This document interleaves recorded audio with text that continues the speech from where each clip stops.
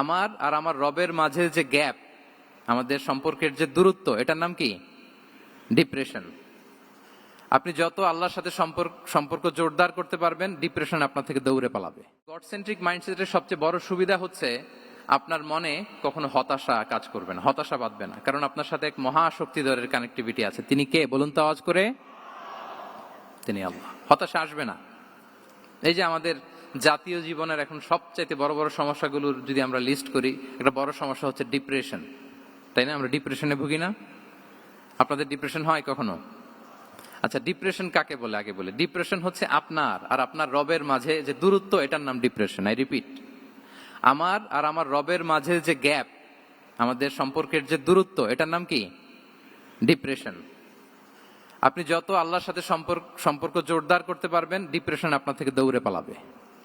এজন্য আমাদের বিশ্বাসীদের জীবনে কোনো ডিপ্রেশন নাই। আছে? আমাদের ডিকশনারিতে কোনো ডিপ্রেশন আছে বলেন তো? আমাদের সাথে আল্লাহর সম্পর্ক কেমন বলেন? মজবুত? আলহামদুলিল্লাহ পড়ুন সবাই। তাহলে ডিপ্রেশন হচ্ছে আপনার আর আপনার রবের মাঝে যে দূরত্ব, এই দূরত্ব দূর করে দেন, ডিপ্রেশন আপনিই পালাবে। আচ্ছা, আমরা আরো কিছু সিরা থেকে ইনসিডেন্ট নিয়ে দেখি যে গড সেন্ট্রিক মাইন্ডসেটটা কেমন।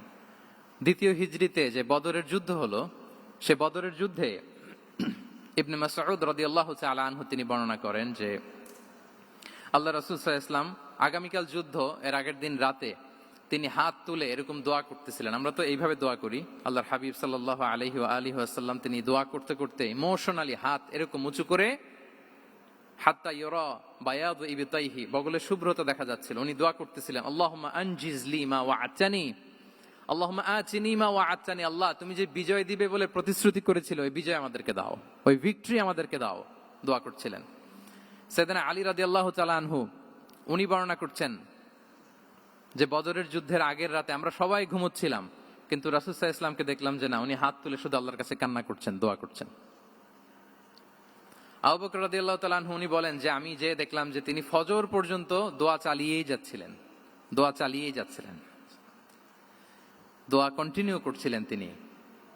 এবং দোয়া করতে করতে রাসূল সাল্লাল্লাহু আলাইহি ওয়াসাল্লাম এতটাই ইমোশনাল হয়ে গেলেন যে ওনার গায়ের চাদরটা নিচে পড়ে গেল। আবু বকর রাদিয়াল্লাহু তাআলা আনহু যে বলেন, ইয়া নবী আল্লাহ, কাফাকা মুনাশাদাতুকা রাব্বাক ফাইন্নাহু সায়ুনজিজু লাকা মা ওয়া'দাক। হে নবী, যথেষ্ট, এনাফ ইজ এনাফ, অনেক হয়েছে নবী, আন্না, আর কাঁদতে হবে না, আপনার রব আপনাকে ভিক্টরি বা বিজয় দান করবে ইনশাআল্লাহ। তাহলে দেখেন, যুদ্ধের আগের রাতে সেনাপ্রধান কি করে? এই কৌশল, ওই কৌশল, কোন দিক দিয়ে অ্যাটাক করা যাবে, ওয়ার স্ট্র্যাটেজি ঠিক করে, তার সাথে যারা আছে তাদের সাথে পরামর্শ করে। কিন্তু রাসূল সাল্লাল্লাহু আলাইহি ওয়াসাল্লাম সবকিছু সেট করে দিয়ে কার সাথে কানেক্টিভিটি করেছেন বলুন তো? আল্লাহর সাথে। This is called God centric mindset, Allah centric mindset. আমার হৃদয়টা সবসময় কার সাথে জুড়ে থাকবে? আল্লাহর সাথে। কারণ উনি ছাড়া আমার কোনো ঠিকানাই নেই।